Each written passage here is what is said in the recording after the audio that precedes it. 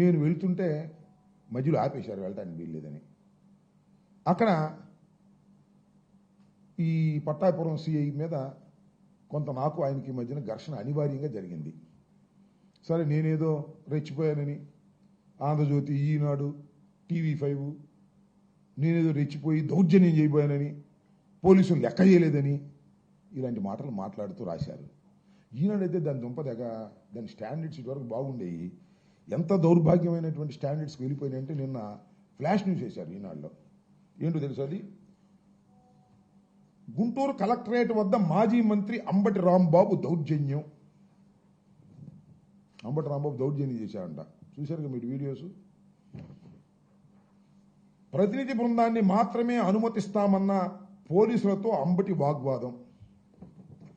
ప్రతినిధి బృందాన్ని మాత్రమే కలెక్టర్ గారి ఆఫీసులోకి ఎంట్రన్స్ ఇస్తాము, కడవాళ్ళు రానియము అంటే వాళ్ళతో దౌర్జన్యాన్ని దిగానంట. తోసుకుని వెళ్తాం, ఏం చేస్తామంటూ సిఐతో వాగ్వాదానికి దిగిన అంబటి. నిన్న కలెక్టర్ ఆఫీసులోకి వెళ్ళటం కోసం అంటే నేను తగాదపడింది. విన్నారుగా మీరు. వెన్నుపోటు దినం పేరుతో గుంటూరు కలెక్టరేట్ వద్ద కార్యక్రమం. సరే, అది వేరే కార్యక్రమం జరిగింది, అది వేరే అంశం.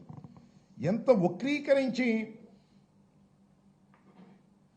తోసుకెళ్తాం, ఆపుకోండి అంటూ అంబటి రాంబాబు దౌర్జన్యం.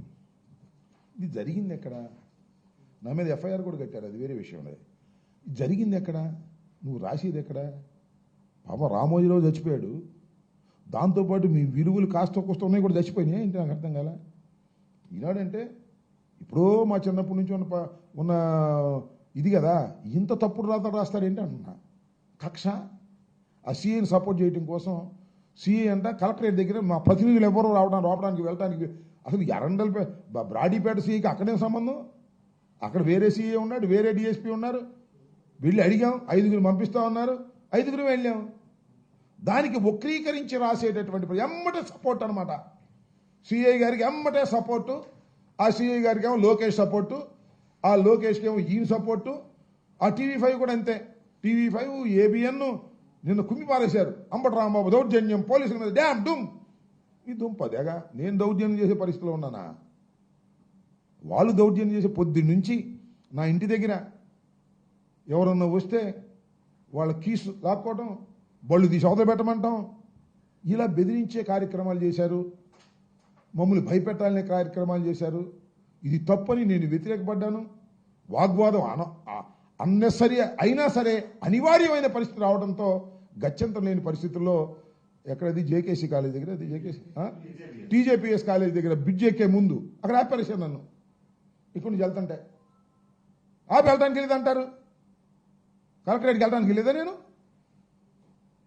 ఆ CI specially posted Pattapuram, specially posted. నేను 2 కంప్లైంట్స్ ఇచ్చా, కిరా కార్పి మీద, సీమరాజు మీద. నెల దాటింది అనుకుంటా, రిజిస్టర్ చేయలే. నేను ఫోన్ చేశా 2 సార్లు, చేస్తాంలే, ఇది సమాధానం, చేస్తాంలే. నేను ఎక్స్ మినిస్టర్ని, I have given a complaint. ఆ కంప్లైంట్స్ నిజమా కాదా పక్కన పెట్టు. నేను 2 కంప్లైంట్స్ ఇచ్చి 2 సార్లు నేను ఫోన్ చేస్తే, ఏమండి సిఐ గారు చేస్తారంటే చేస్తాంలే అని సమాధానం. ఒళ్ళు పొగరు.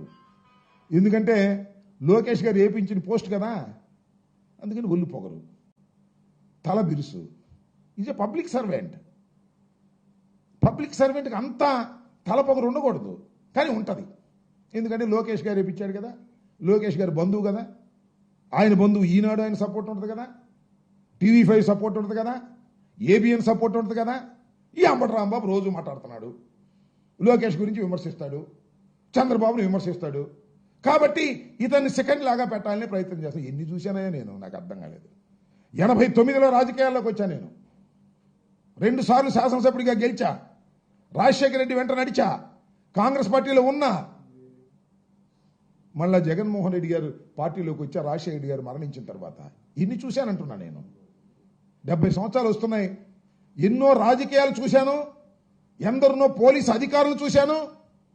మంచి మర్యాద కలిగినటువంటి వ్యక్తిని, లా అబైడింగ్ సిటిజన్ నేను. నన్ను ఇబ్బంది పెట్టాలని మీరు ప్రయత్నం చేస్తున్నారు. పెట్టుకొని చూస్తానని మనం చేస్తున్నా. కేసు రిజిస్టర్ చేశారండి. ఏం కేసు అది? ఎఫ్ఐఆర్ ఎక్కడ ఉందా? ఒక కేసు రిజిస్టర్ చేశారు నా మీద.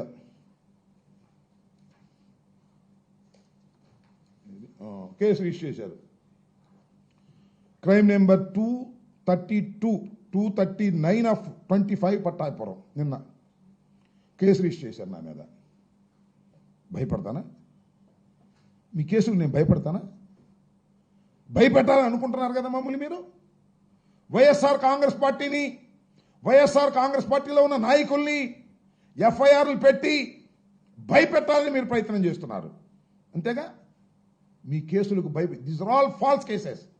నేను వెళ్తుంటే నన్ను మధ్యలో ఆపి మీ విధులకు నేను అడ్డం వచ్చానని చెప్పేసి నా మీద కేసు రిజిస్టర్ చేశారు. నా మీదను వినోద్ అని విద్యార్థి నాయకుడి మీద. ఈ కేసులకి మేము భయపడతామా? డోంట్ కేర్ అంటున్నా. చట్టంలో తేల్చుకుంటాం.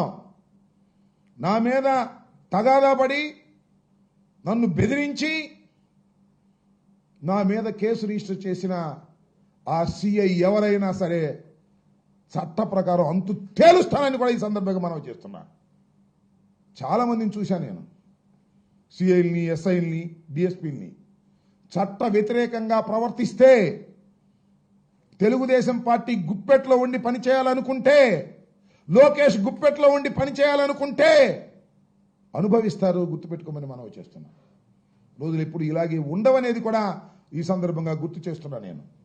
We don't care all these things. ఇంతకుముందు కూడా కేసు పెట్టారు అక్కడే, సేమ్ సెక్షన్స్తోనే. ఏమయ్యా నా మీద అయితే అంత స్పీడ్గా పెట్టేస్తారే. అఖిరా కార్పి మీద, సీమరాజు మీద స్వయంగా నేను వెళ్తే ఎవరు కంప్లైంట్ చేయరు. వాళ్ళు మీ బంధువులేగా. ఈయన కూడా, ఈ సిఐ కూడా నెల్లూరు నుంచి వచ్చాయంట. అఖిరా కార్పి కూడా నెల్లూరు, ఈయన బంధువు అనమాట.